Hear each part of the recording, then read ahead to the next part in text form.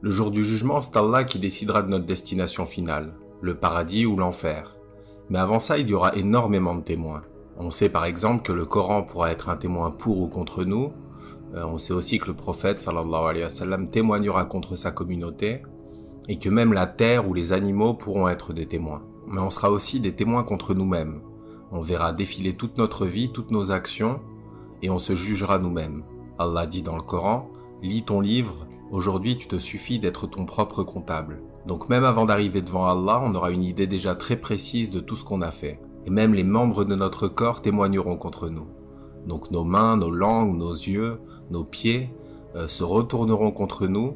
Allah leur donnera vie et ils témoigneront de tout ce qu'on a dit, de tout ce qu'on a fait, de tous les endroits où on est allé. Donc le meilleur moyen de se préparer pour ce jour, c'est d'être conscient de ça et de s'analyser et de se juger nous-mêmes ici-bas avant qu'il ne soit trop tard. Mais le problème, c'est que si tu fais un sondage, si tu demandes aux gens en général est-ce qu'ils pensent être des bonnes ou des mauvaises personnes, la majorité des gens vont te répondre peut-être que l'humanité est mauvaise, mais que eux, personnellement, dans leur vie, c'est plutôt des bonnes personnes, qu'ils font le bien, etc.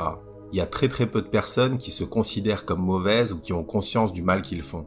Et il y a deux raisons à ça. Premièrement, l'ego de la personne et les excuses qu'elle se trouve.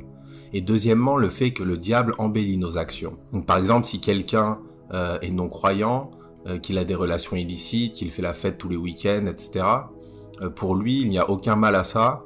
Il pense même faire le bien, il pense profiter avec ses amis, et il ne voit pas le mal qu'il se fait à lui-même et qu'il fait aux autres. C'est le diable qui a embelli ses actions, et ses désirs deviennent son Dieu. Allah dit dans le Coran, « Vois-tu celui qui prend ses désirs comme divinité ?» Mais le jour du jugement, tout ça disparaîtra.